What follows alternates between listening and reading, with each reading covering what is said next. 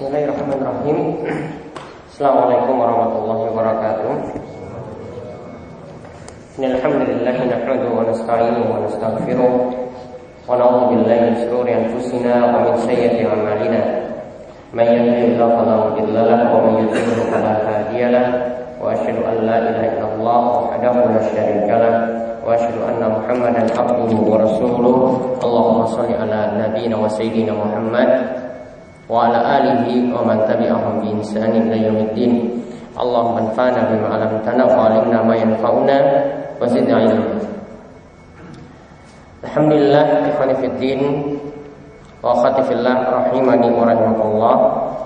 Di kesempatan malam hari ini selepas salat maghrib, kita insyaallah akan kembali melanjutkan pembahasan kita dari kitab Bulughul Maram karya ulama besar kita, yaitu Imam Ibnu Hajar Al-Asqalani Asy-Syafi'i, di mana beliau mengumpulkan berbagai macam hadis dan menyusun berdasarkan kitab ahkam, kitab fikih, dan beliau mulai bahas dari pembahasan taharah, bersuci, kemudian pembahasan wudu, tayamum, mandi.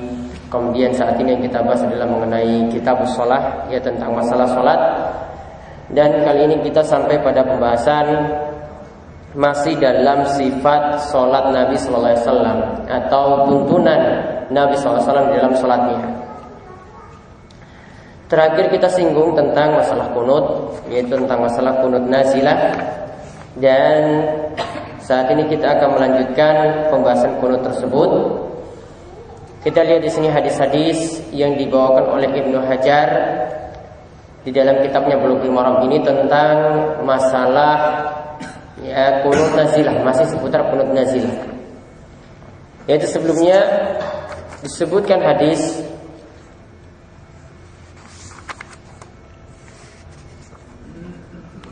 dari Anas bin Malik radhiyallahu anhu bahwa anna Rasulullah sallallahu qanata syahran ba'da ar-ruqat yad'u ala ahya'in min ahya'il Arab summa tarakahu.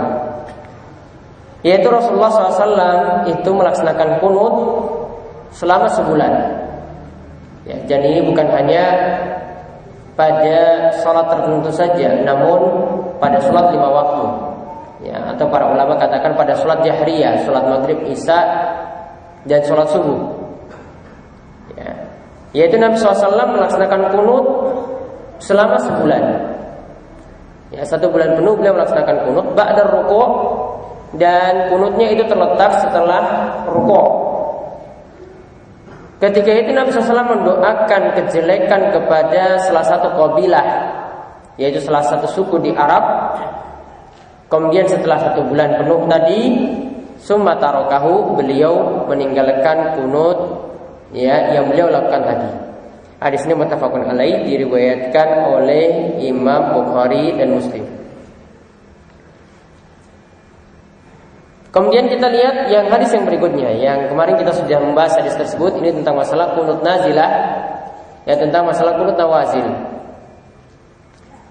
Lalu Imam Ibnu Hajar menambahkan hadis yang nomor 39 di dalam tata cara salat ini, atau nomor 305 dari kitab Bulughul Maram. Itu beliau menyebutkan diriwayatkan oleh Imam Ahmad. Begitu juga oleh Ad-Darqutni. Nahuhu min wajin akhar, ya, yang semacam itu juga dari jalur yang lainnya. Wazad, dan ditambahkan fa amma fi subhi falam yazal yaqanutu hatta faraqat dunya. Adapun untuk salat subuh, maka beliau itu melaksanakan kunut terus menerus sampai beliau meninggal dunia, ya. Jadi untuk salat subuh, kata yang disebutkan dalam hadis ini, Nabi SAW itu melaksanakan kunut secara terus-menerus sampai beliau meninggal dunia.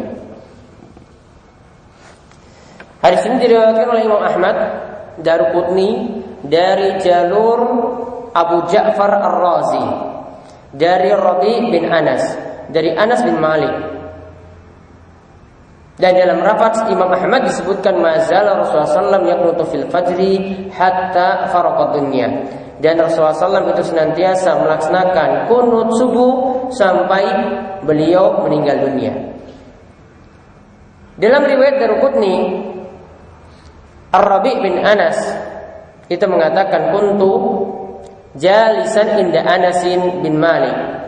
Faqila lau inna maqanata Rasulullah syahran. Ya, aku itu pernah duduk di samping Anas bin Malik. Itu sahabat yang mulia. Sahabat Nabi SAW yang mulia. Aku pernah duduk di samping beliau. Kemudian ada yang bertanya kepada beliau, inna maqanata Rasulullah syahran. Benarkah Rasulullah SAW itu melaksanakan kunut 1 bulan penuh? Faqal, maka Anas mengatakan, mazala Rasulullah SAW yaqnutul ghada hatta faraqad dunya. Rasulullah SAW itu melaksanakan kunut secara terus menerus, yaitu di waktu subuh sampai beliau meninggal dunia. Namun di sini diberi catatan oleh para ulama, hadis ini kesimpulannya adalah hadis yang dhaif.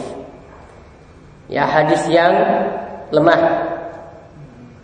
Kalau dikatakan hadisnya itu adalah hadis yang dhaif, berarti dia tidak memenuhi syarat hadis sahih dan hadis hasan. Ya, dia tidak memenuhi syarat hadis sahih dan hadis hasan. Nah, terlebih dahulu kita pahami apa yang dimaksudkan dengan hadis sahih. Ya, biar tidak salah paham dengan penilaian para ulama tentang hadis ini. Dan di sini Imam Ibnu Hajar tidak mengomentari, cuma menyebutkan riwayat Ahmad, riwayat Daruqutni dan seterusnya. Hadis sahih itu adalah hadis yang memenuhi 5 syarat. Disebut hadis sahih jika memenuhi 5 syarat. Yang pertama, hadis tersebut muttasil, yaitu bersambung rantai sanadnya.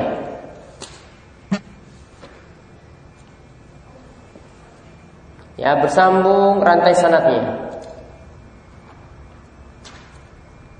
Yaitu dari, ya, keterangannya itu dari guru penulis hadis Imam Bukhari misalnya, kemudian bersambung ke atasnya lagi ke gurunya, bersambung lagi ke atasnya lagi ke gurunya lagi, bersambung lagi sampai kepada tabi'in, bersambung lagi sampai sahabat, bersambung sampai Rasulullah SAW. Kalau bersambung seperti ini, maka hadis ini disebut hadis sahih. Para ulama bisa tahu bersambung dari mana? Mereka bisa menilik atau mereka bisa meneliti dari sejarah hidup dari orang-orang yang meriwayatkan hadis. Lihat hadis ini sampai telitinya, para ulama itu sampai teliti. Ini bisa diperiksa orang per orang yang membawakan cerita dari hadis tersebut. Ya, si A ini siapa? Tinggal di mana? Hidup tahun berapa? Para ulama menelitinya. Kalau orangnya itu tidak diketahui, berarti masalah hadis tersebut. Bisa jadi orangnya itu majhul, tidak diketahui orangnya itu siapa, atau tidak jelas. Ini masalah nantinya, tidak bisa diterima hadis tersebut. Nah, kalau misalnya bisa tahu sanadnya itu bersambung, misalnya ini ada orang namanya, ini saya ceritakan saja, ini ada orang namanya Selamat.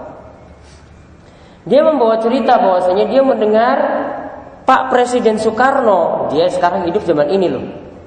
Pak Presiden Soekarno itu mengatakan ini dan itu. Dalam masalah ilmu hadis, kalau mengatakan saya mendengar, itu kan berarti dengar langsung. Sedangkan Selamat ini hidup di tahun 2014. Presiden Soekarno meninggal tahun berapa? 70 atau 80? Nah, dia barangkali belum lahir. Ya kan? Tapi dia sudah mengatakan saya mendengar Pak Soekarno itu mengatakan ini dan itu.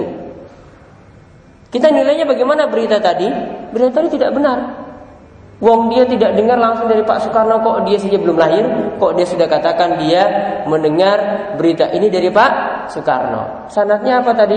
Kalau dalam kasus ini tidak bersambung, rantai sanadnya tidak bersambung. Tidak bisa diterima. Itu saking telitinya para ulama meneliti hadis seperti itu.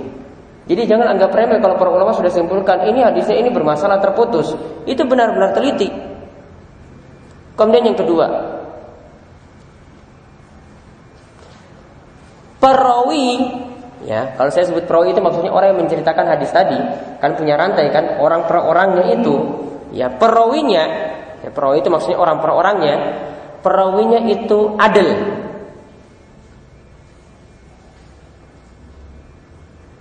Adil itu maksudnya orangnya itu orang baik, orang soleh, jujur, bukan pelaku dosa besar.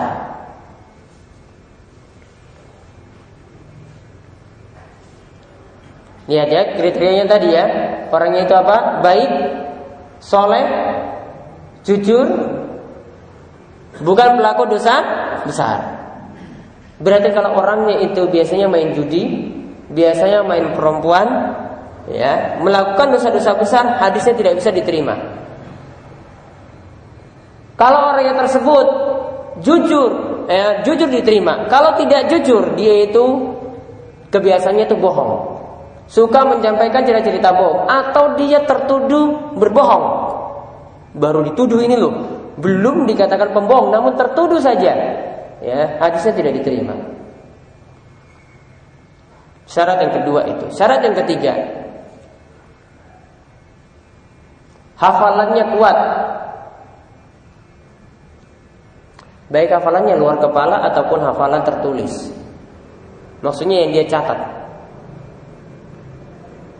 Kalau misalnya semasa dia hidup sampai umur 40 dia masih dalam keadaan waras, namun setelah umur 40 itu gila,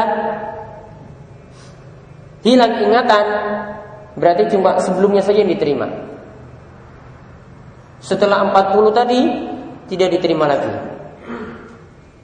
Taunya dari mana? Ya para ulama tahu ceritanya, ini orang ini gimana hidupnya. Begitu pula tadi catatannya. Kalau sampai umur 35 dia selalu mencatat hadis, punya buku pegangan tadi.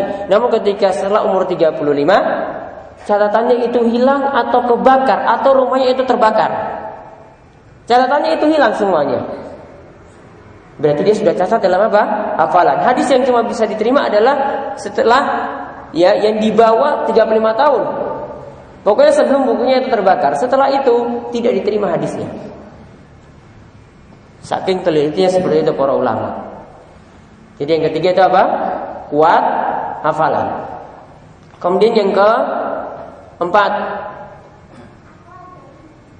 hadisnya itu adalah ghairus syadz, tidak menyelisihi riwayat yang lebih kuat, tidak menyelisihi riwayat yang lebih kuat.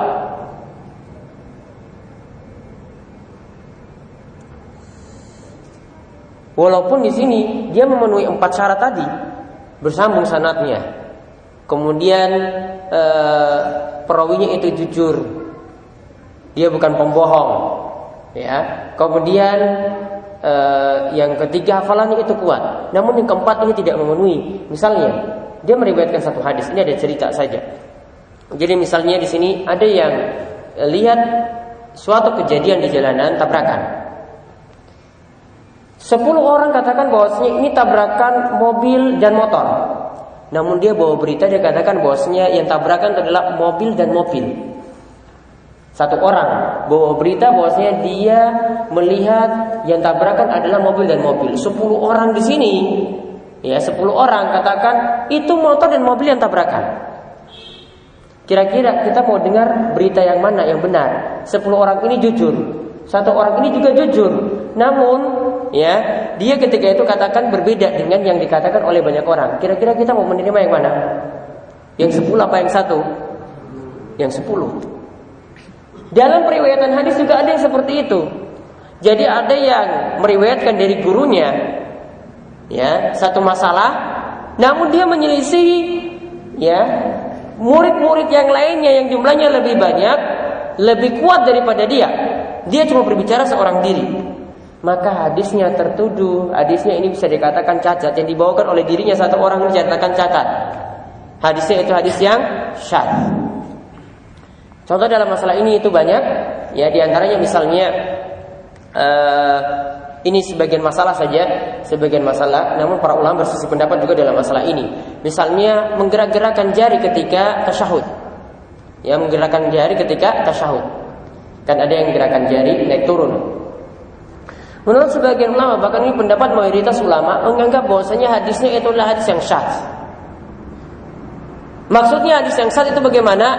Jadi dari seorang murid, dia mendengar dari gurunya, Nabi SAW itu meriwayatkan dengan menggerak-gerakan jari. Namun murid-murid yang lainnya itu katakan bahwasanya jarinya itu cuma diisyaratkan saja, tidak ada kata menggerak-gerakan. Cuma diisyaratkan saja, tanpa ada gerak-gerakan naik turun. Maka dari yang banyak tadi menyelisih satu riwayat ini yang katakan gerak-gerakan. Maka dikatakan bahwasanya sang kasusnya seperti tadi, berarti riwayat siapa yang diterima? Yang banyak atau yang satu orang? Yang banyak. Maka para ulama sebut hadis yang diriwayatkan oleh dia bersendiri di sini disebut dengan hadis yang syadz. Ya, hadisnya itu hadis yang syadz, menyelisih riwayat yang lebih kuat. Kalau dikatakan menyelisih riwayat yang lebih kuat, hadisnya dhaif.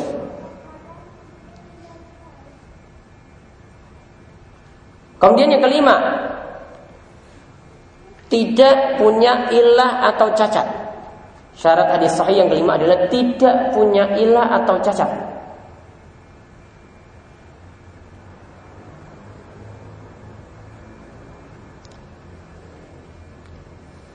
Jadi 5 syarat ini dipenuhi oleh hadis sahih. Sedangkan hadis yang kedua, hadis hasan, kelima syarat itu dipenuhi, namun hafalannya lemah selama orangnya itu tidak berdusta. Hafalannya saja yang kurang. Ya, hafalannya saja yang kurang, tidak terlalu kuat. Selama orang yang meriwayatkan ini bukan orang yang pendusta. Kalau orang yang pendusta, maka hadisnya jadi masalah lagi. Nah, kalau hadis dhaif, dikatakan hadis dhaif jika tidak memenuhi syarat hadis sahih, juga tidak masuk dalam kategori hadis hasan, maka dikatakan hadisnya adalah hadis yang dhaif. Terus dari sisi mana hadis yang tadi kita bacakan itu adalah hadis yang dhaif? Nah, di sini dikatakan oleh Syekh Abdullah Al-Fauzan, beliau mengatakan di antara alasannya hadis tersebut, hadis yang mengatakan Rasulullah SAW membaca kunut terus menerus sampai beliau meninggal dunia, itu dikatakan dhaif. Ada 3 sisi. 3 sisi cacatnya. Yang pertama, hadis tersebut terdapat seorang perawi yang namanya Abu Ja'far Ar-Razi, su'u hifzin, hafalannya jelek. Ya, su'u hifzin, hafalannya jelek. Dan dikatakan oleh Imam Ahmad dan Nasa'i, dia ini dikatakan laisa bil qawi, hafalannya tidak kuat. Syekh yahumu katsiran, kata Abu Zur'ah mengatakan bahwasanya si Abu Ja'far Ar-Razi ini dia dituduh ya punya banyak masalah dalam hafalan. Ibn Hibban mengatakan dia meriwayatkan hadis-hadis yang mungkar, dan itu sudah sangat masyhur. Dan Ibnu Hajar sendiri mengatakan bahwasanya Abu Ja'far Ar-Razi itu shaduk, orangnya jujur, namun sayangnya hafalannya jelek. Ya, hafalannya itu jelek. Sudah hadis sahih dia tidak penuhi.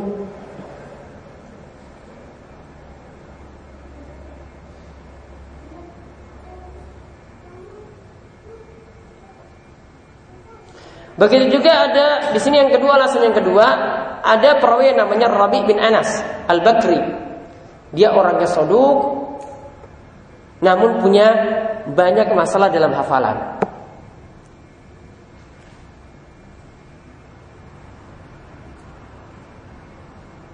Kemudian alasan yang ketiga lagi,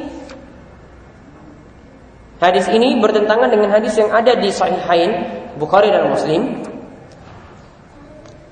bahwasanya hadis ini bertentangan dengan hadis Anas bin Malik tadi. Anas bin Malik tadi mengatakan bahwasanya Nabi SAW itu berdoa kunutnya selama 1 bulan.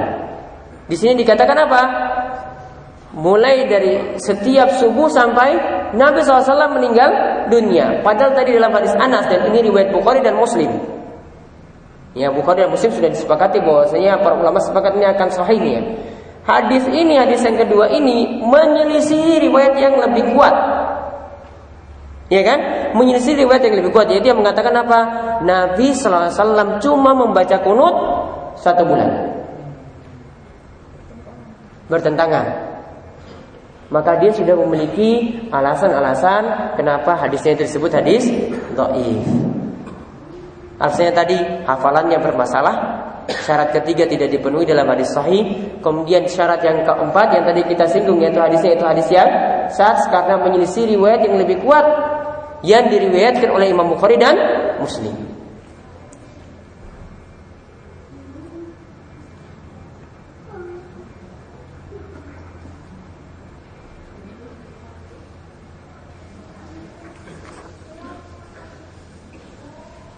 Jadi paham ya kesimpulannya ya. Jadi intinya di sini hadis 39 ini bertentangan dengan hadis yang lebih kuat yang mengatakan Anas bin Malik itu melihat Nabi SAW kunut selama 1 bulan saja. Di sini dikatakan Nabi SAW membaca kunut setiap subuh sampai meninggal dunia. Jelas bertentangan.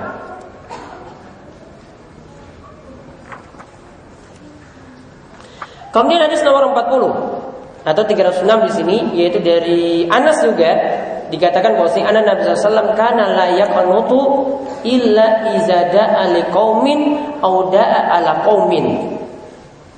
Nabi SAW tidaklah membaca kunut kecuali untuk doa kebaikan pada suatu kaum atau doa kejelekan pada suatu kaum. Hadis ini disahihkan oleh Ibnu Khuzaimah. Hadis ini disahihkan oleh Ibnu Khuzaimah.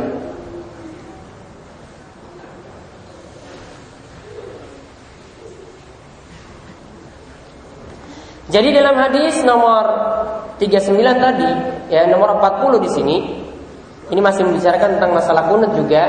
Di sini dijelaskan bahwasanya kunut itu ada 2 sebab. Doa kunut itu dibaca ada 2 sebab, yaitu yang pertama adalah untuk mendoakan kebaikan pada suatu kaum. Kemudian yang kedua adalah untuk mendoakan kejelekan pada suatu kaum. Barangkali Nabi SAW terzalimi, kaum muslimin itu ditindas, maka ketika itu Nabi SAW membaca kunut. Yang ini disebut dengan kunut nazilah. Ini sebagaimana saya sampaikan kemarin bahwasanya kunut nazilah ini berlaku bukan hanya pada sholat subuh saja, namun berlaku untuk setiap sholat, terutama sholat-sholat jahriyah, sholat yang dikeraskan bacaannya, yaitu sholat subuh, sholat maghrib, dan sholat isya. Dibaca kunut seperti itu. Nah, bagaimana di sini ada pertanyaan yang diajukan atau Syekh di sini membuat pertanyaan, itu Syekh Muhammad bin Shalih Al-Utsaimin ini membuat pertanyaan, bagaimana jika terjadi gempa bumi? Apakah perlu dibacakan kunut?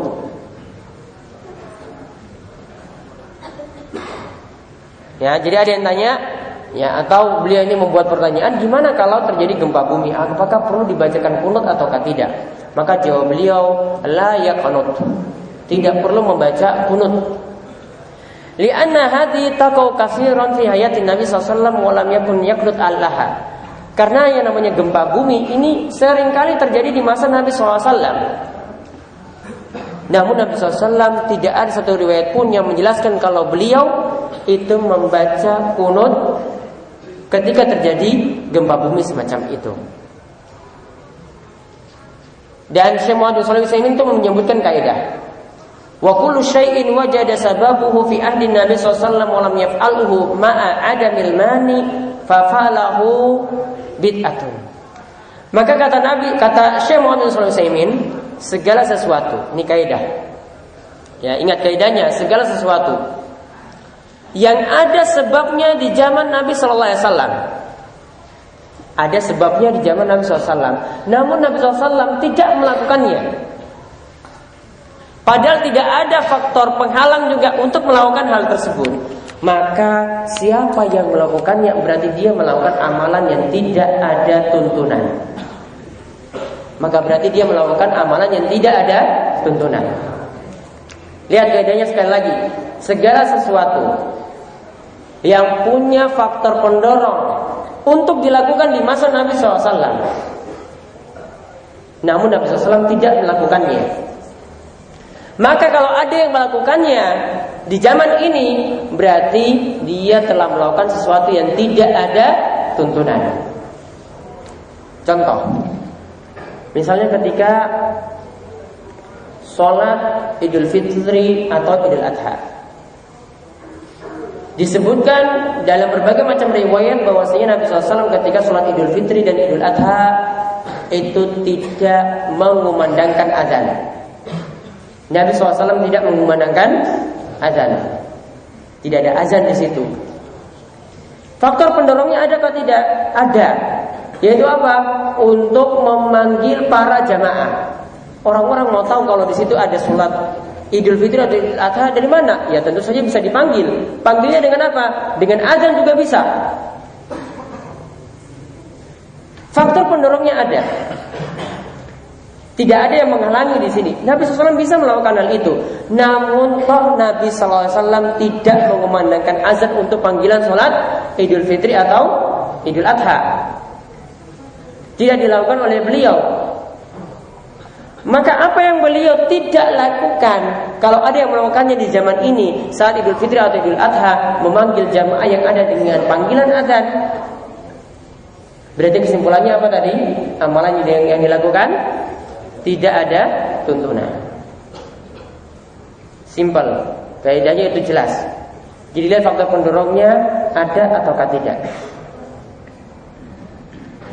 Adapun misalnya yang faktor pendorongnya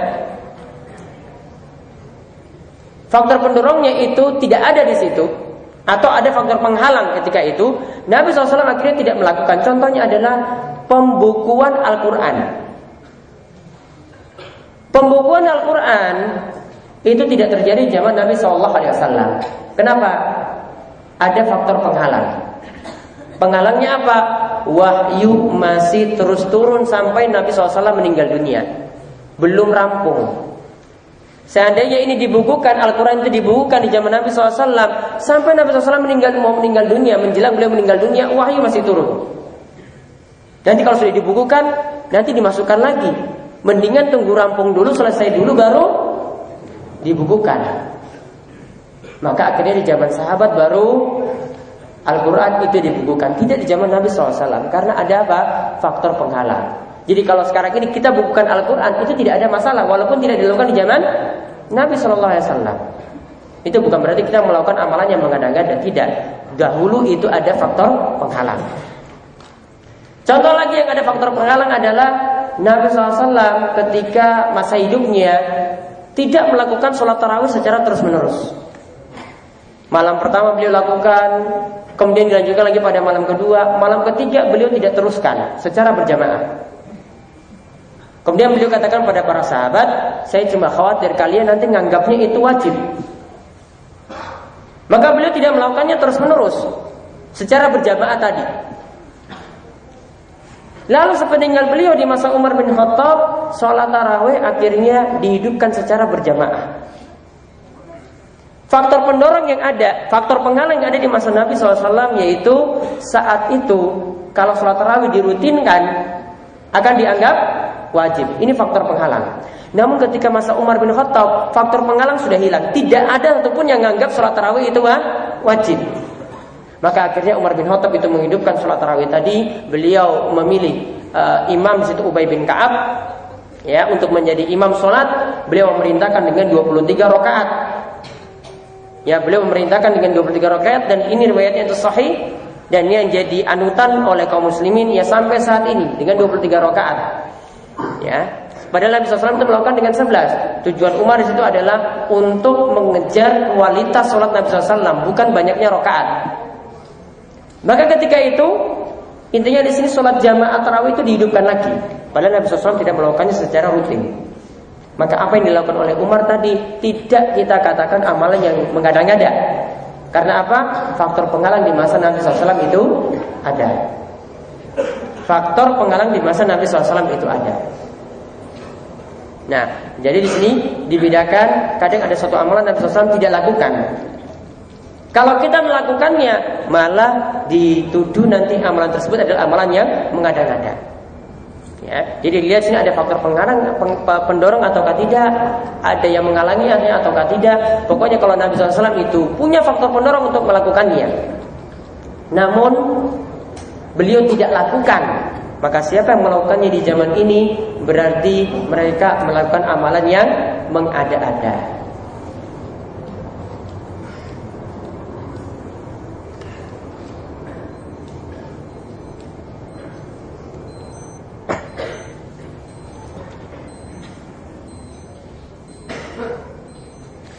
Nah, itu tentang hadis yang nomor 40. Kemudian hadis nomor 41 atau 307 dalam kitab Bulughul Maram, yaitu masih membicarakan tentang masalah kunut, yaitu Ibnu Hajar Al-Asqalani. Dan ingat ya, Ibnu Hajar itu mazhabnya itu Syafi'i, mazhab yang jadi anutan di negeri kita. Beliau membawakan hadis dari Sa'ad bin Tariq Al-Ashja'i radhiyallahu anhu. Ia berkata, qultu li abi, aku pernah bertanya kepada bapakku. Aku pernah bertanya kepada bapakku, yaitu ia katakan kepada bapaknya, ya abati, ya, wahai bapakku. Kalau ini kalau orang Arab kalau memanggil dengan panggilan ya abati, itu panggilan halus, panggilan yang sangat-sangat sopan. Ya, panggilan yang sangat-sangat sopan. Jadi kalau memanggil dengan panggilan ya abati, ini panggilan yang sangat-sangat halus. Artinya dia benar-benar menghormati orang tuanya. Nah, lalu dikatakan innaka qad shalaita khalfa Rasulillah SAW wa Abi Bakrin wa Umar wa Utsman wa Ali. Wahai bapakku, dahulu itu engkau pernah sholat di belakangnya Nabi sallallahu alaihi wasallam. Terus di belakangnya Abu Bakar juga engkau pernah sholat di belakang dia. Begitu juga engkau pernah sholat di belakangnya Utsman. Begitu juga engkau pernah sholat di belakangnya Ali. Dan ini disebutkan 4 khulafa'ur rasyidin sepeninggal Nabi sallallahu alaihi wasallam. 4 khulafa'ur rasyidin disebutkan berurutan lagi oleh sahabat ini. Disebutkan Abu Bakar, lalu Umar bin Khattab, lalu Utsman bin Affan, lalu Ali bin Abi Thalib. 4 secara berurutan. Maka dari perkataan ini saja bisa kita simpulkan bahwasanya di antara khulafaur rasyidin yang mulia, yang urutannya yang paling mulia berarti Abu Bakar, kemudian Umar, kemudian Utsman bin Affan, kemudian yang terakhir Ali bin Abi Thalib. Ini urutannya seperti itu. Walaupun sebagian ulama Ahlussunnah ada yang dia membalik, ya, atau yang berurutan itu biasanya Abu Bakar, Umar, Utsman dan Ali itu ada yang berbeda-beda urutannya. Namun yang lebih tepat ini adalah urutan seperti ini, yaitu Abu Bakar, lalu Umar bin Khattab, lalu Utsman bin Affan, lalu Ali bin Abi Thalib. Keempat sahabat ini khulafaur rasyidin yang juga dijamin masuk surga. Namun yang di sini kita bahas adalah mana yang lebih mulia satu dan yang lainnya. Abu Bakar itu lebih mulia, baru Umar, baru Utsman, baru Ali bin Abi Thalib. Maka kalau mereka di sini dikatakan sahabat-sahabat yang mulia, sahabat-sahabat yang utama, bahkan masuk surga, dijamin masuk surga, maka tidak boleh ada yang mencacati, ada yang menjelekkan mereka berempat. Kalau ada yang mencacati empat orang ini, berarti dia sama saja mencacati Islam. Ya, dia sama saja menjelek-jelekan Islam. Karena Islam itu bisa ada sampai saat ini berkat perjuangan Rasulullah SAW, juga berkat perjuangan 4 orang ini. Sebagian orang, sebagian golongan itu menjelek-jelekan Abu Bakar, menjelekkan Umar, terutama 2 sahabat ini, sampai mengatakan bahwasanya Abu Bakar dan Umar itulah tagut. Abu Bakar dan Umar itu adalah tagut. Ini adalah pencacatan yang tidak benar, dan ini sama saja mencaci maki 2 sahabat yang mulia, padahal mereka ini sangat dicintai oleh Nabi SAW dan juga sudah dijamin masuk surga. Nah, orang ini katakan, yaitu tadi Tariq Al-Ashja'i, ini ditanya oleh anaknya, kamu tadi sudah sholat, wahai bapakku, kamu sudah sholat, pernah sholat di belakangnya Rasulullah SAW dan 4 orang sahabat ini. Terus dia tanyakan, yaqnutuna fil fajri, Apakah mereka semua itu membaca kunut ketika sholat subuh? Kemudian ya, bapaknya ini mengatakan pada anaknya, "Ai bunayya, wahai anakku, ketahuilah muhdas, perbuatan tersebut tidak ada dasarnya." Rawahul khamsah illa Abu Dawud. Hadis ini dikeluarkan oleh yang 5 kecuali Imam Abu Dawud. Berarti dikeluarkan oleh An-Nasa'i, Tirmidzi, Ibnu Majah, kemudian Musnad Imam Ahmad. Ya, 4 ini yang mengeluarkannya. Ya, di sini dikatakan bahwasanya dia ditanya seperti itu, dia katakan Rasulullah SAW tidak pernah melakukannya, membaca kunut subuh. Ya, kemudian Abu Bakar juga demikian, Umar demikian, Utsman demikian, Ali bin Abi Thalib itu demikian. 5 orang ini tidak melakukannya. Maka apa yang telah kita kaji tadi di awal, dalam hadis Anas bin Malik, Rasulullah SAW cuma membaca kunut dalam waktu 1 bulan, tidak terus-menerus setiap subuhnya. Kemudian ditegaskan lagi, ya, dalam hadis ini, Thariq al-Asy'ari ketika ditanya oleh anaknya dijawab juga sama seperti itu. Maka ini semakin menguatkan apa yang telah kita kaji di awal tadi. Yang lebih tepat adalah kunut itu ada, ya, ketika nawazil, yaitu ketika ada musibah besar menimpa kaum muslimin, dan itu berlaku untuk sholat 5 waktu, bukan hanya pada sholat subuh saja. Ya, bukan pada sholat subuh saja. Walaupun ini ada perbedaan pendapat di antara para ulama. Ya, para ulama itu katakan kalau kita sekarang menjadi makmum, beda kalau kita posisinya jadi imam. Kalau kita posisinya jadi imam, kalau pegang prinsip seperti ini, ya kita pegang prinsip seperti ini. Namun sekarang kita jadi makmum. Karena ini ada perbedaan pendapat yang kuat, maka mereka katakan seperti perkataan dari Imam Ahmad, tetap mengaminkan orang yang membaca kunut subuh. Tetap angkat tangan. Mengangkat tangan untuk mengaminkan orang yang kunut subuh. Tujuannya apa? Kok Imam Ahmad mengatakan seperti itu? Padahal Imam Ahmad ini berpendapat kunut subuh, apa yang tadi kita kaji, yaitu tidak ada tuntunannya, atau pendapatnya itu lemah. Tapi Imam Ahmad katakan bahwasanya kalau dia itu jadi makmum, jadi jamaah, tetap dia memerintahkan untuk angkat tangan mengaminkan doa tersebut, karena itu adalah doa. Tujuan yang lainnya lagi adalah karena ingin menyatukan hati kaum muslimin biar tidak terlalu berselisih di dalam sholat berjamaah, untuk takliful qulub, untuk menarik hati orang-orang yang mungkin berbeda dalam masalah ini, karena masalah ini adalah masalah ijtihadiyah, ya, masalah khilafiyah yang masih bisa tolerir karena dari mazhab Syafi'i sendiri punya dalil yang kuat dalam masalah ini, sebagaimana nanti akan kita bahas insyaallah setelah sholat Isya nanti. Wassalamualaikum warahmatullahi wabarakatuh.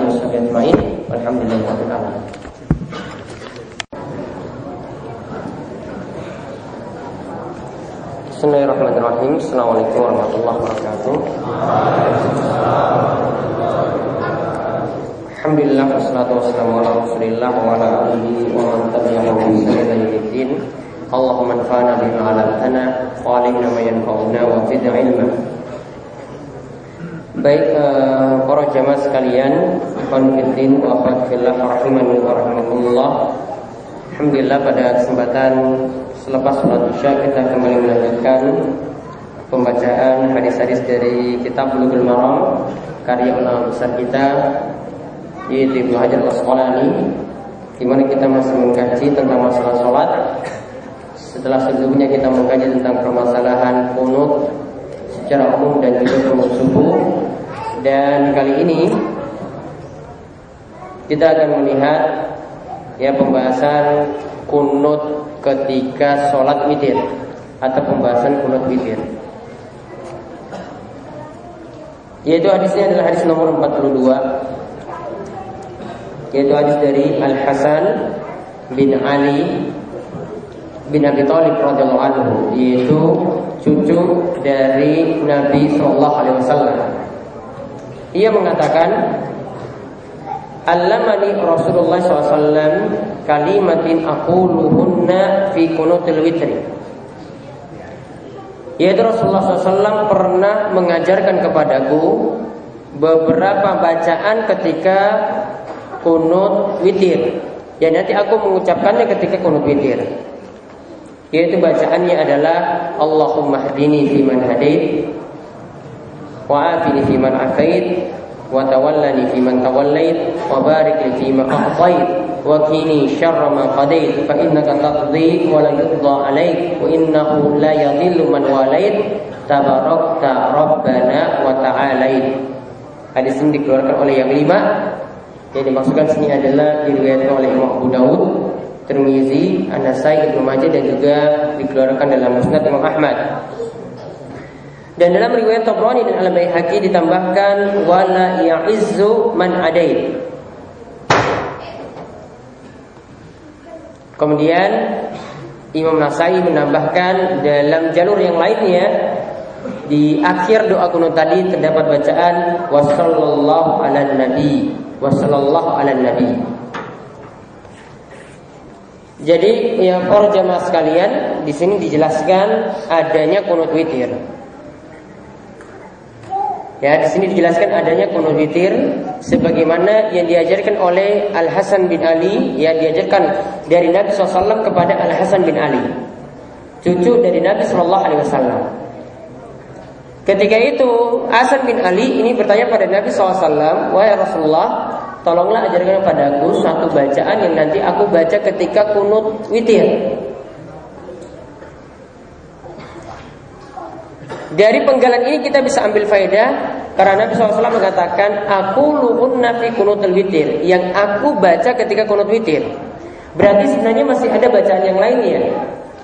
Namun di dalam kunut witir bacaannya diantaranya adalah bacaan ini.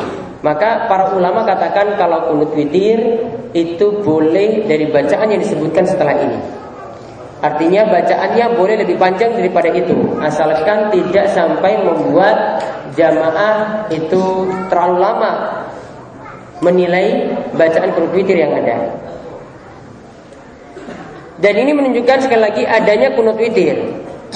Jadi kita bisa bagi ya tentang masalah kunut, ya, yaitu ada kunut nawazil atau kunut nazilah. Ini yang telah kita bahas sebelumnya ketika Nabi SAW mendoakan kebaikan kepada salah satu kaum, ya, atau mendoakan kejelekan kepada mereka, yaitu mendoakan laknat misalnya, yaitu ketika kaum muslimin tertimpa musibah, maka Nabi SAW mendoakan kejelekan kepada mereka.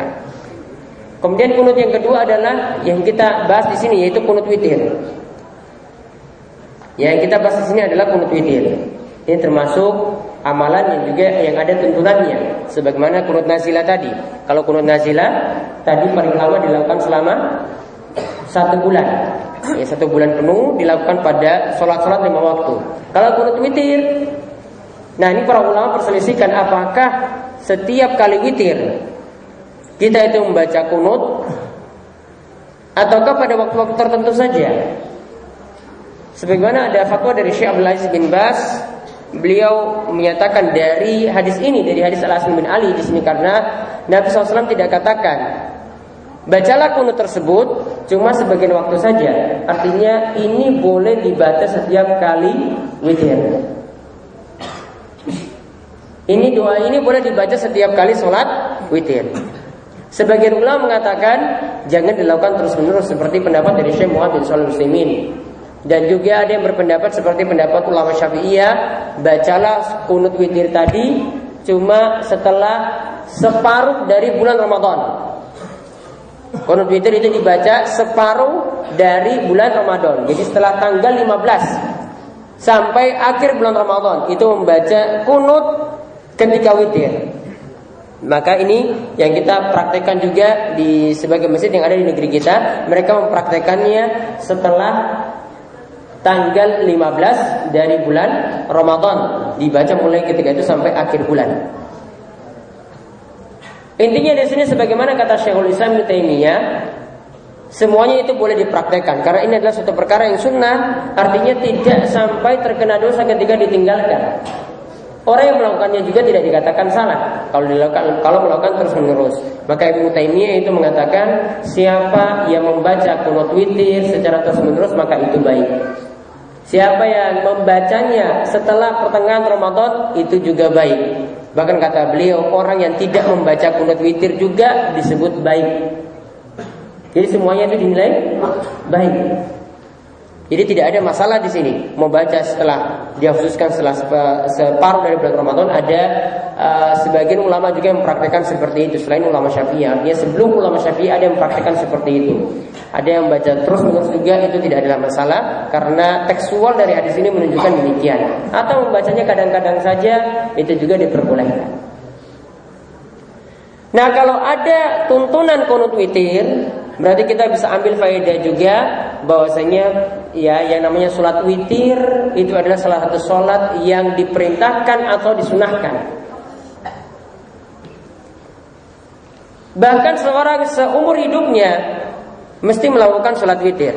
Sampai-sampai Ibnu Taimiyah itu mengatakan kalau seseorang dalam seumur hidupnya tidak pernah melakukan qunut witir, tidak melakukan salat witir, berarti persaksiannya itu tertolak.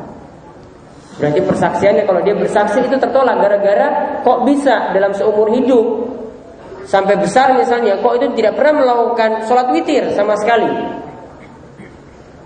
Maka dikatakan kalau dia itu kalau bersaksi, persaksiannya tertolak. Maka ada orang yang meninggalkan perkara sunnah, amalan sunnah pun bisa dicela, seperti orang yang meninggalkan salat witir seperti ini. Intinya salat witir itu sangat mudah sekali kita lakukan. Salat witir itu dilakukan dengan rokaat yang ganjil. Rokaat yang ganjil sini maksudnya minimal kita lakukan 1 rokaat. 1 rokaat kita kerjakan, nah itu sudah disebut melaksanakan salat witir. Atau 3 rokaat. Kalau 3 rokaat bisa dengan 2 pola, bisa mengerjakannya 3 rokaat sekaligus salam, atau mengerjakannya 2 rokaat terlebih dahulu, lalu salam, setelah itu tambah lagi 1 rokaat kemudian salam. 2 cara ini boleh dipilih karena ada hadis yang mendukung 2 cara tersebut. Nah, kemudian bisa memilih juga dengan 5, bisa memilih dengan 7, bisa memilih dengan 9 ataupun 11.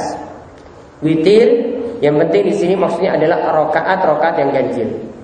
Dan salat witir itu dilakukan sebagai penutup salat malam. Sebagaimana kata Nabi SAW, ij'alu akhir salatikum bil-laili witran. Jadikanlah akhir salat malam kalian itu adalah salat witir. Jadi diusahakan kita lakukan salat malam baru tutup dengan salat witir. Namun bagaimana kalau salat witir tadi kita sudah lakukan, kemudian setelah itu kita lakukan lagi sholat malam, apakah dibolehkan ataukah tidak? Jawabannya boleh, karena sholat witir ini dijadikan penutup sholat malam, itu bukanlah wajib. Karena pernah Nabi SAW setelah menutup sholat malamnya dengan sholat witir, beliau setelah itu masih ada kesempatan juga beliau lakukan sholat 2 rakaat dengan cara duduk. Maka di sini para ulama katakan menutup sholat malam dengan sholat witir tadi bukanlah wajib. Adanya masih boleh menambah dengan 2 rakaat setelah itu, atau lebih daripada itu. Misalnya ada yang mengikuti imam di masjid sholat taraweh, kemudian setelah itu ditutup witir, bolehkah dia lakukan lagi sholat witir, sholat 2 rakaat lagi di malam hari atau sholat tahajud lagi di malam hari? Jawabannya boleh, asalkan la witrani fil lail. Tidak boleh ada 2 witir dalam 1 malam. Karena kalau ada 2 witir, ganjil tambah ganjil ya jadinya genap, tidak mencapai maksud yang dikatakan Nabi SAW tadi, tutuplah sholat malam dengan sholat yang ganjil, karena dia telah menggenapkannya ketika itu. Jadi yang penting tidak ada 2 witir dalam 1 malam.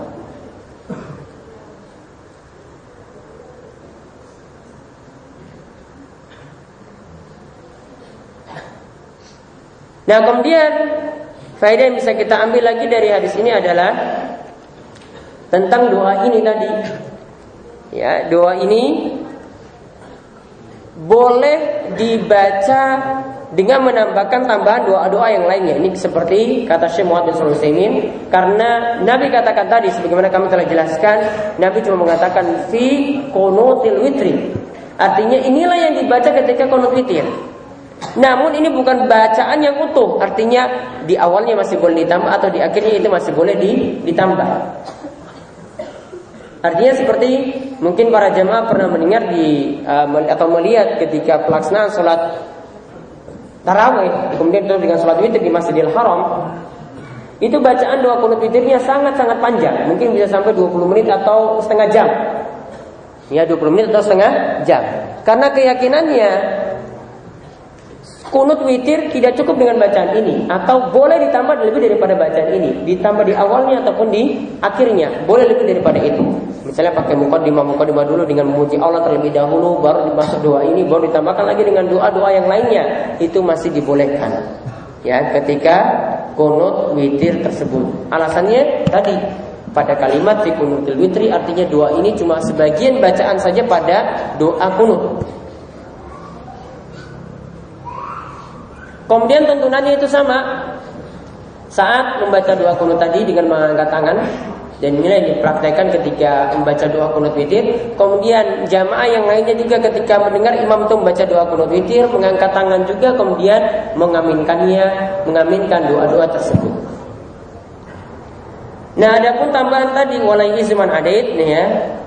Ini tambahan dari Tabrani dan Al-Baihaqi, tambahannya itu adalah tambahan yang sahih. Kemudian tambahan Rasulullah ala Nabi yang ditambahkan oleh Imam An-Nasa'i, ini adalah tambahan yang dhaif. Ya, namun sebagaimana kami katakan tadi, boleh di awalnya kita sebagaimana doa-doa kita awali dengan pujian dulu terlebih dahulu.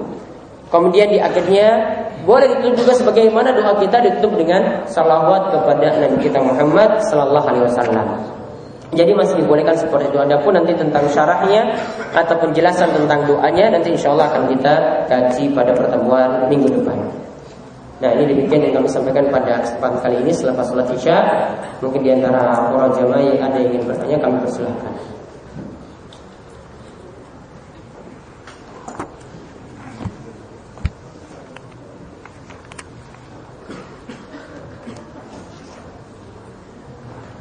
Ada yang bertanya?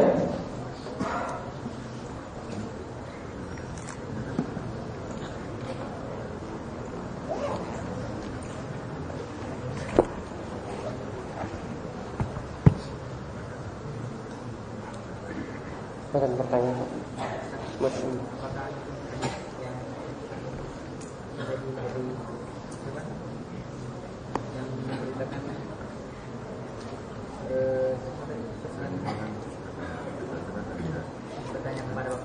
Tarik al-Asjad tentang kesahihannya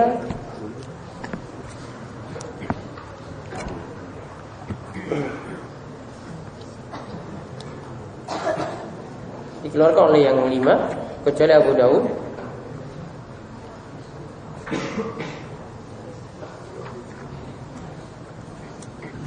Hadis ini dikeluarkan oleh Ibnu Khuzaimah.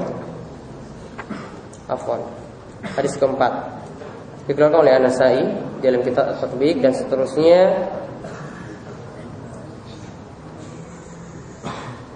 Hadisnya hasan sahih. Ada mungkin para ulama yang bersih pendapat dalam masalah ini, namun hadisnya adalah hadis yang sahih. Kesimpulannya seperti itu. Dan itu adalah perkataan sahabat. Perkataan sahabat di sini bisa teranggap, ya, karena dia menceritakan apa yang terjadi di masa Rasulullah SAW. Jadi boleh diterima perkataan tersebut. Ada lagi yang lain?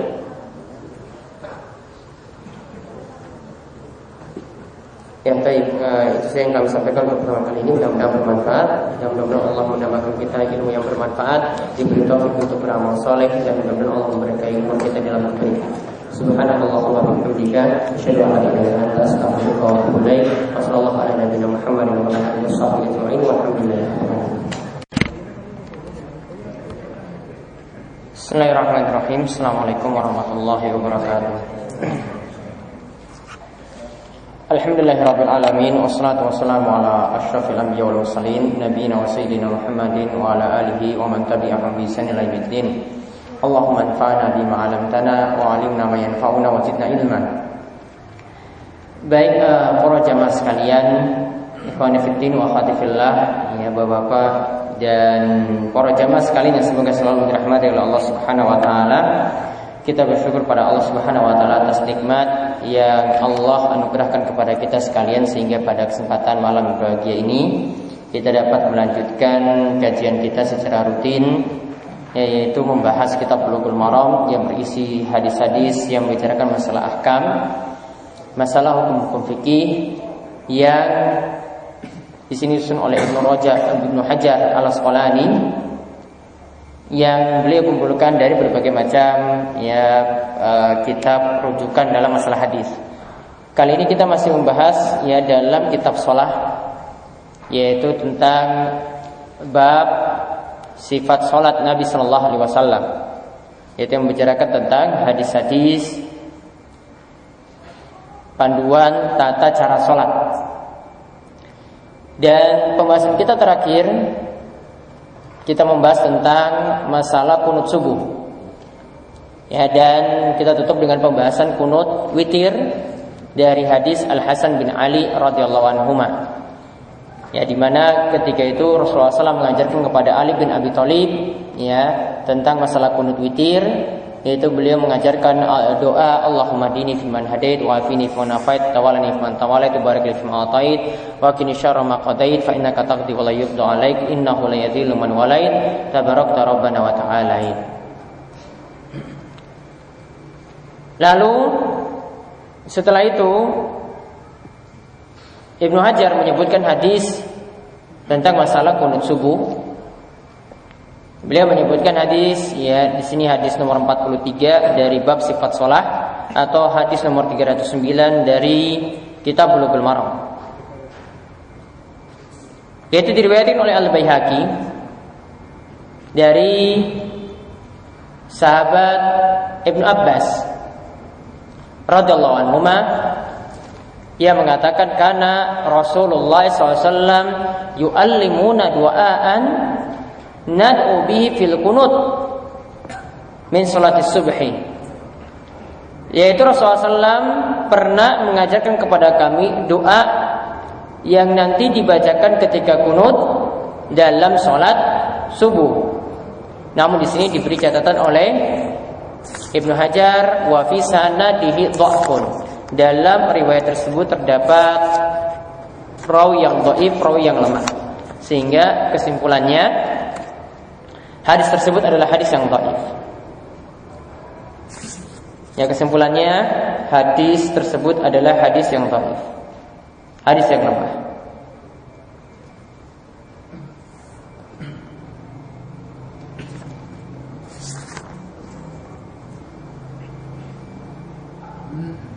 Yaitu doa yang dimaksudkan ini sebagaimana riwayat lengkapnya diriwayatkan oleh Al-Baihaqi Sunan Al-Kubra dari jalur Abdul Majid bin Abi Rawad dari Ibnu Jurayj dan Abdurrahman bin Hamzah bin Harmaz bahwasanya Buraid bin Abi Maryam mengabarkan kepada dirinya bahwa ia mendengar Ibnu Abbas dan juga Muhammad bin Ali dan juga Ibnu Hanifah ya ketika berada di Khaif, mereka berdua mengatakan karena Nabi SAW yaqnutu fi sholatis subhi wa fi witril lail bi haula'il kalimat Allahumma dini fiman hadait.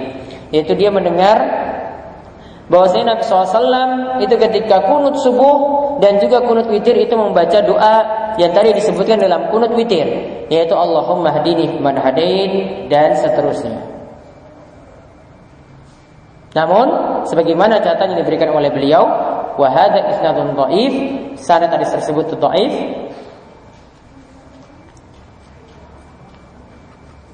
Oleh karena itu, membaca kunut subuh dengan doa kunut witir di sini kesimpulannya tidak berdasarkan hadis yang sahih. Wallahu a'lam. Ya, sehingga yang dipraktekkan itu bukanlah bacaan kunut subuh. Ya, dengan membaca ketika kunut subuh Allahumma dini fiman hadait dan seterusnya, itu bukan bacaan kunut subuh. Namun yang lebih tepat adalah bacaan untuk kunut witir. Adapun hadis yang menyebutkan bacaan itu untuk kunut subuh, riwayatnya adalah riwayat yang dhaif, yang lemah, sehingga bukan jadi dalil kunut itu dipakai juga untuk kunut subuh. Berarti cari doa kunut yang lain yang ada riwayatnya. Kalau itu menganggap kunut subuh itu adalah bisa dipraktekkan. Wallahu a'lam. Sekarang kita lihat hadis yang berikutnya, hadis nomor 44 atau hadis 310 yang membicarakan tentang tata cara turun sujud.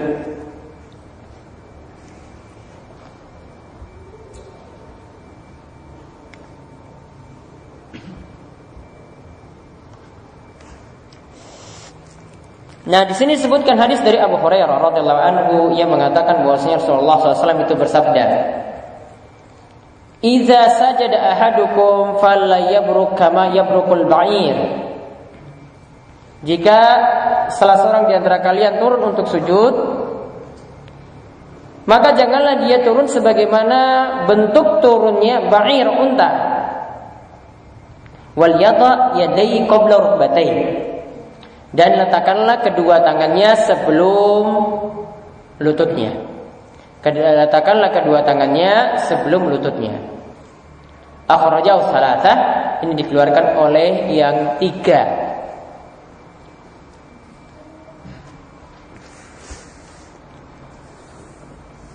Jadi di situ diberikan oleh Abu Daud, Tirmizi dan An-Nasa'i. Lalu Ibnu Hajar memberi catatan. Dia catatannya wa huwa aqwa min hadis Wa'il bin Hujr. Hadis yang mengatakan turun dulu, tangan dulu, barulah lutut, ini lebih kuat daripada hadis Wa'il bin Hujr yang beliau sebutkan berikut ini. Hadis nomor 45 atau 311 dari kitab Bulughul Maram.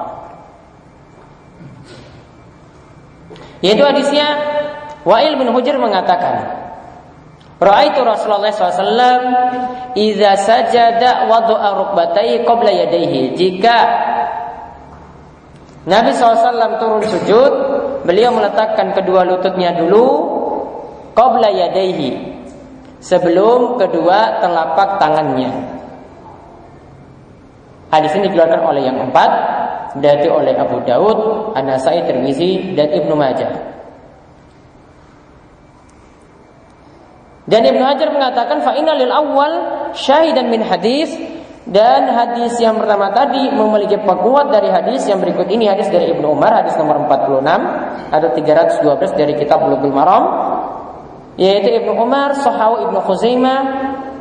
Hadis dari Ibnu Umar ini disahihkan oleh Ibnu Khuzaimah dan juga disebutkan oleh Bukhari secara mu'allaqan tanpa sanad, mauqufan yang sampai pada Ibnu Umar saja.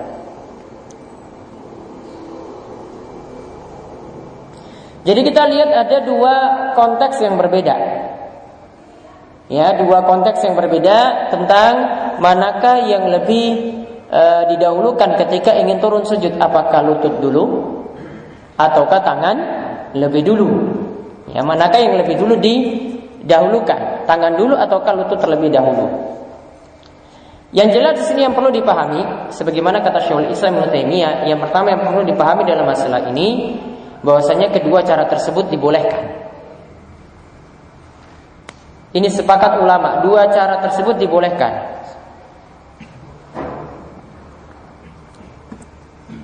Namun para ulama cuma berselisih mana yang lebih afdol. Ya, para ulama cuma berselisih mana yang lebih afdol, tangan dulu atau lutut dulu. Namun semuanya sepakat dua cara tadi itu ada. Sehingga dari sini berarti untuk masalah perselisihan seperti ini tidak membuat kita itu jadi saling bermusuhan, karena ini bukan hal yang disepakati mana yang lebih dulu. Namun kedua kubu di antara para ulama itu sepakat bahwasanya dua cara itu dibolehkan.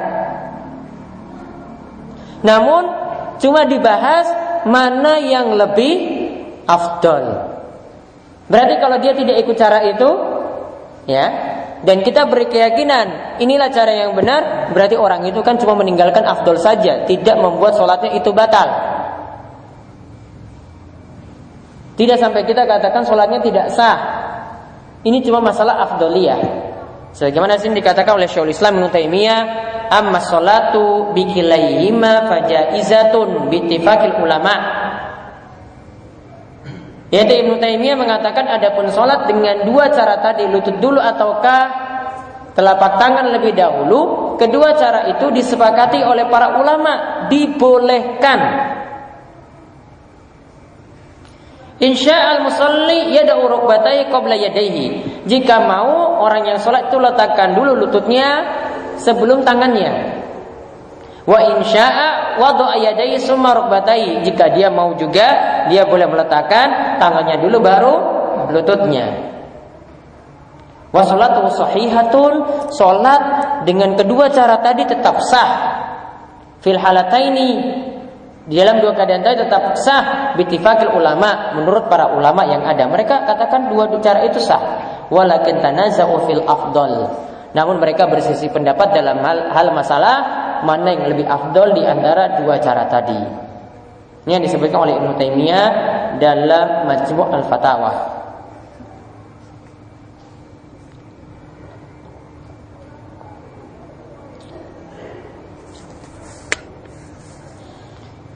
Kemudian yang kedua, poin yang kedua yang perlu dipahami,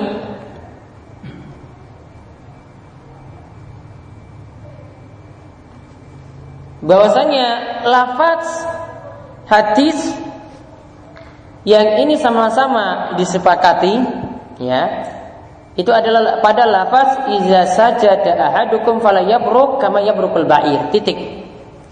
Jika kalian mau turun sujud, salah seorang di antara kalian mau turun sujud, maka janganlah turunnya seperti turunnya unta yang hendak menderum. Kalau unta turun, ya, hendak menderum, nah ini jangan ditiru caranya. Sedangkan lafaz lanjutannya yang di sini disebutkan wal yadha yadayhi qabla rukbatayhi, letakkanlah tangan dulu baru lutut. Atau lafaz dari Wa'il bin Hujr yang dia katakan bahwasanya iza sajada wada'a rukbatayhi qabla yadayhi, letakkan lutut dulu baru tangan. Ini lafaznya diperselisihkan. Lafaznya diperselisihkan. Menurut pendapat yang lebih tepat dalam masalah ini, riwayat ini bergoncang, artinya muttarib. Hadis muttarib itu artinya hadisnya dari sisi periwayatannya dua-duanya kuat, namun bertentangan. Ini katakan A, ini katakan B, padahal perawinya sama-sama kuat. Bertentangan kan di sini? Ini bertentangan. Maka para ulama katakan kalau ini bertentangan, berarti dari sisi perawinya yang masalah. Sehingga hadis muttarib, hadis yang dari sisi perawi itu kuat, namun dari isinya itu yang bertentangan, dua-duanya tertolak. Sehingga yang diterima yang mana? Yaitu yang mengatakan janganlah turun seperti turun unta yang menderum. Lalu mana yang didahulukan, tangan dulu atau lutut dulu? Pendapat yang lebih kuat dalam masalah ini adalah pendapat yang mengatakan dilihat dari kondisi seseorang. Kalau sudah sepuh, mana yang lebih enak? Lutut dulu atau tangan dulu? Lutut dulu. Ya, maka itu kondisi yang paling bagus. Namun kalau ingin dahulukan tangan dulu atau tangan dulu barulah lutut, itu juga tidak ada masalah. Jadi yang dilarang di sini turunnya seperti turunnya unta. Sekarang masalahnya turunnya unta itu seperti apa? Intinya kalau mau dibahas turunnya unta ini mesti kita mau tinjau tangan dulu atau lutut dulu. Unta tidak seperti kita turun. Coba lihat turunnya unta seperti kita turun. 4 kakinya kan masih nancap, ya kan? Kalau kita turunkan 2 tangan, jelas berbeda cara turunnya. Sehingga kalau mau dibahas, sebagian ulama itu bahas, wah ini unta ini secara ini yang lebih dulu tangan dulu atau ini nggak akan rampung. Karena unta mau disamakan dengan kita turun itu berbeda. Ya, unta mau disamakan dengan kita turun itu berbeda, ya kan?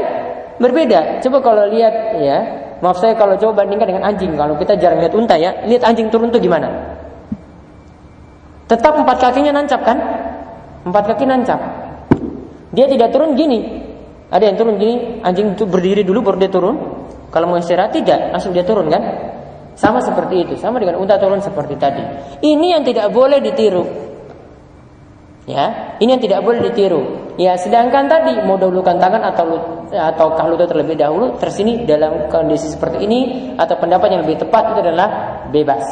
Ya, jadi riwayat yang dipakai yang tadi yang cuma mengatakan janganlah turun seperti menderumnya unta, itu saja. Adapun yang tadi dahulukan tangan lebih dahulu atau lutut lebih dahulu, kalau kita lihat dari pendapat Ibnu Hajar, berarti Ibnu Hajar kuatkan yang mana? Ibnu Hajar kuatkan yang mana? Lutut dulu apakah tangan dulu? Tangan lebih dulu. Beliau kuatkan seperti itu. Ya, beliau katakan ini lebih kuat daripada riwayat Wa'il bin Hajar. Namun tadi yang kami pilih pendapat yang mengatakan bahwasanya bebas dalam hal ini mau tangan dulu atau kalau terlebih dahulu, dua-duanya dibolehkan. Tergantung kondisi orang masing-masing. Karena tidak ada hadis yang sahih yang marfu yang menjelaskan tadi manakah yang lebih kuat dalam masalah tadi. Intinya hadisnya itu hadis yang muttarib, hadis yang saling bertentangan secara teks satu dan yang lain. Jadi pembahasan untuk masalah ini selesai, artinya bebas dalam masalah ini. Kemudian selanjutnya hadis dari 46-47 tentang masalah letak kedua tangan, telapak tangan ini saat duduk tasyahud. Kita lihat hadisnya dari Ibnu Umar radhiyallahu anhu bahwasanya Rasulullah sallallahu alaihi wasallam kana idza qa'ada li tasyahudi, yaitu Rasulullah SAW ketika duduk tasyahud wada'a yadahu yusra ala rukbatahil yusra. Beliau meletakkan telapak tangannya yang kiri di atas lututnya yang kiri. Wal yumna ala yumna. Dan tangan kanan di atas lutut yang kanan. Wa qada salasa wa khamsin, dan beliau membentuk 3 dan 50. Maksudnya ini istilah untuk perhitungan di kalangan Arab. Ya, mereka mengibaratkan untuk isyarat dengan jari istilah 350. Jadi ada istilah dengan angka 3, ada istilah dengan angka 2. Itu penunjukannya gimana, ada mereka punya istilah tersendiri. 350 itu maksudnya berisyarat seperti kita isyarat tasawuf seperti ini. Ya, berisyarat ketika tasawuf seperti ini, itu maksudnya. Wa asyara bi isbihi sababah, dan beliau berisyarat dengan jari telunjuknya ketika itu, artinya diangkat jari telunjuknya. Wa fi riwayatin lahu, tadi riwayat Muslim, wa fi riwayatin lahu, dan dalam riwayat lainnya dari Muslim, wa qabada asabi'ahu kullaha, beliau menggenggam seluruh jarinya, menggenggam seperti ini. Wa asyara billati talil ibham, dan berisyarat dengan jari yang dekat dengan jari jempol. Ini ibham, jempol, ya, di sampingnya adalah jari telunjuk. Beliau berisyarat dengan jari telunjuknya. Nah, itu yang dilakukan saat duduk tasyahud.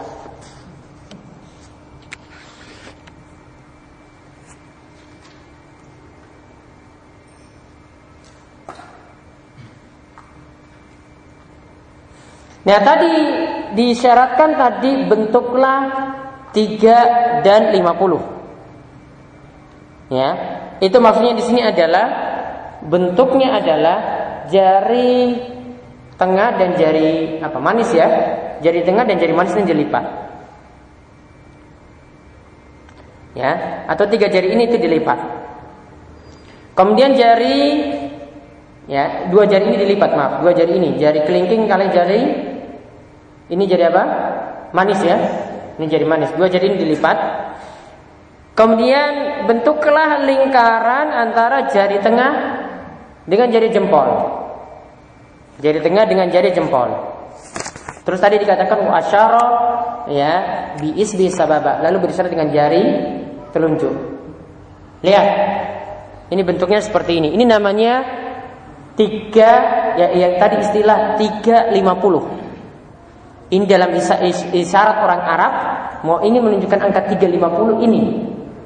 Ya, 350 ini. Jadi cuma ini ditambah isyarat dengan jari telunjuk.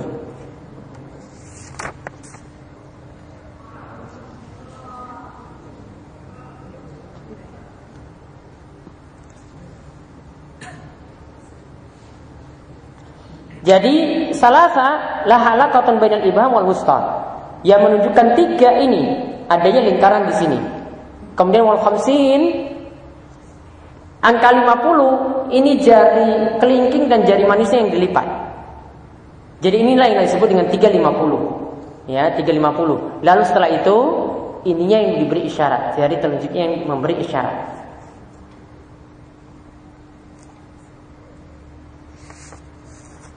Jadi faedah yang bisa kita ambil dari guys ini, yang pertama,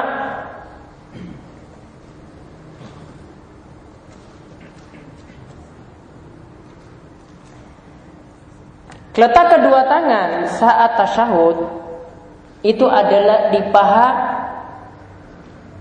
yang mendekati ujung lutut. Ya, di antara paha dan lutut sini. Jadi di sininya. Jadi masih di paha, jadi bukan di lutut persis, namun di sini. Ini mendekati lutut. Makanya dikatakan di atas lutut, maksudnya di sini.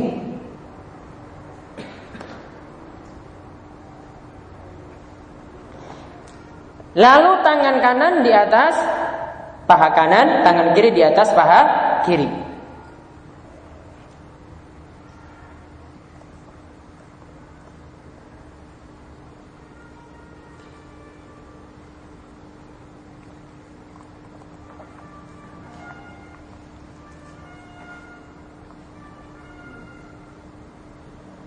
Kemudian faedah yang kedua, posisi jari, yaitu pada tangan kanan, itu ada dua bentuk. Jadi saya sebutkan ada dua cara untuk membentuk isyarat di sini. Cara yang pertama, ini sama-sama riwayat dari Ibnu Umar, yaitu jari kelingking dan jari manis dilipat, lalu jari tengah dan jari jempol membentuk lingkaran,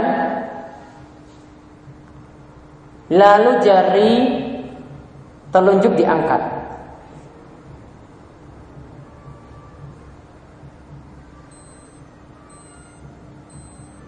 Ya, ingat ini cara pertama yang tadi kita contohkan ya.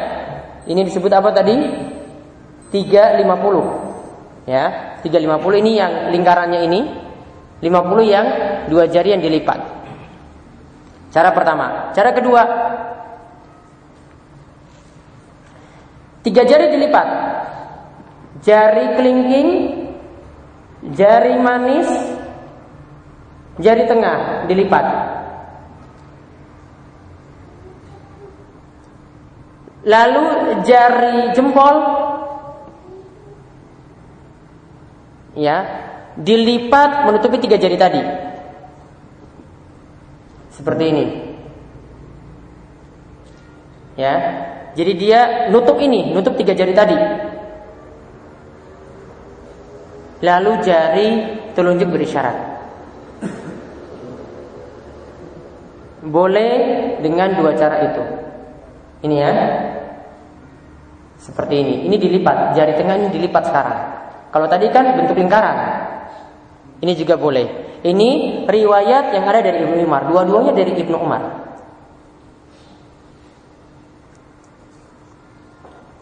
Paham ya? Jadi 2 cara ya. Jadi cara pertama ini boleh. Cara yang kedua gini. Mungkin orang-orang yang biasa ya, orang-orang awam itu biasa seperti ini, boleh. Ini riwayat juga sama dari Ibnu Umar. Nah, kemudian faedah yang ketiga, tangan kiri dibuka. Dibuka begini, tanpa membuat celah. Jadi dirapatkan.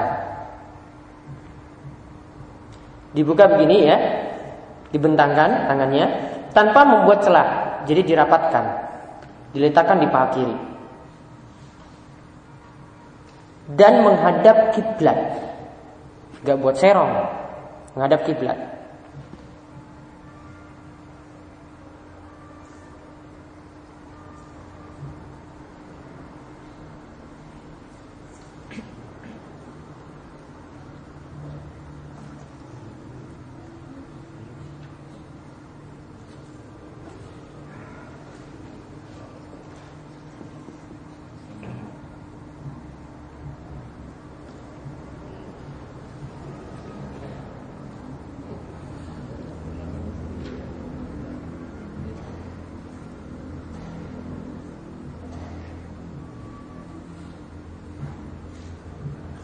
Kemudian faedah yang berikutnya,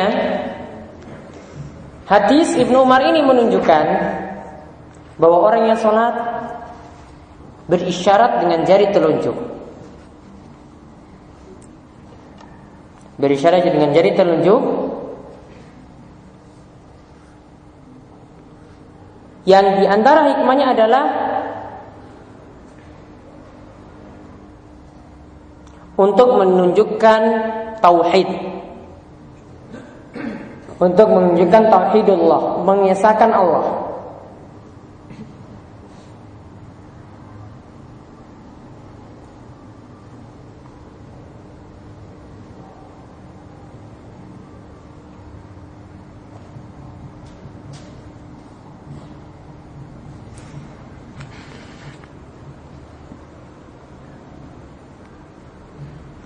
Kemudian faedah yang berikutnya, ini ada tambahan riwayat dari Nafi' dari Ibnu Umar.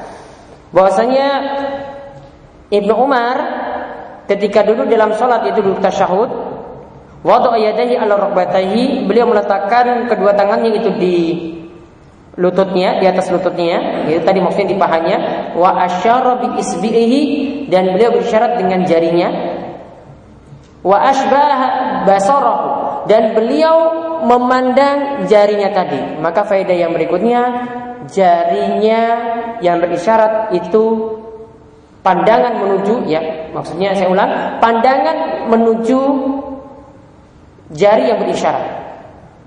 Jadi pandangan kita itu nanti menuju pada jari yang berisyarat.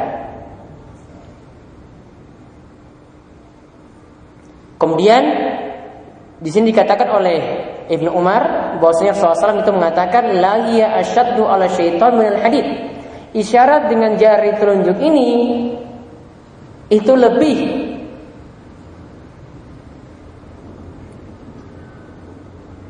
ditakuti oleh setan daripada besi. Lebih ditakuti oleh setan daripada besi. Jadi isyarat inilah yang ditakuti oleh setan.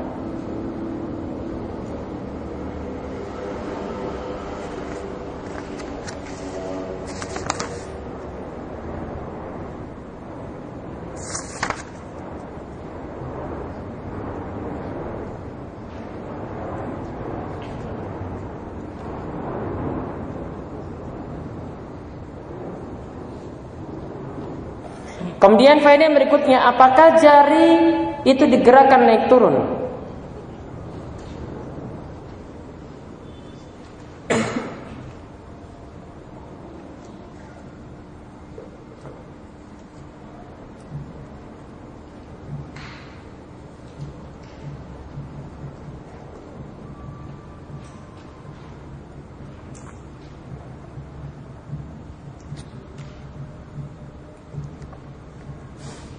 Apakah jari itu digerakkan ketika ya kita itu berisyarat dengan jari telunjuk ini? Maka di sini terdapat perselisihan riwayat. Ya, ini terdapat perselisihan riwayat. Yang jelas Nabi SAW dalam hadis tadi cuma mengatakan, ya dalam hadis Ibnu Umar tadi cuma mengatakan berisyarat dengan jari telunjuk. Tidak dijelaskan yuharrikuha, tidak dijelaskan bahwasanya jari tersebut itu digerakkan naik turun. Pendapat yang lebih tepat dalam masalah ini, ya, dan inilah yang dari penelitian riwayat-riwayat yang ada, riwayat yang menyatakan bahwa jarinya ini digerakkan naik turun itu adalah riwayat yang syadz. Ya, riwayat yang syadz. Artinya semua perawi yang ada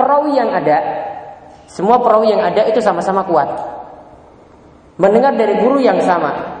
Namun ada satu perawi yang katakan ini jari-jarinya digerakkan, ini menyelisih perawi yang lainnya yang jumlahnya lebih kuat dan lebih banyak. Sehingga di sini dia dianggap bersendirian. Kalau dianggap bersendirian seperti ini berarti riwayatnya adalah riwayat yang syadz.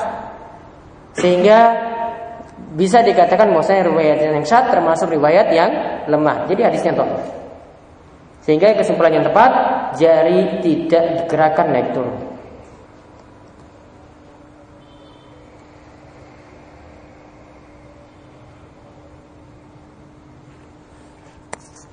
Insyaallah nanti kita akan lanjutkan lagi setelah sholat isya. Sallallahu alaihi wa sallam. Alhamdulillah.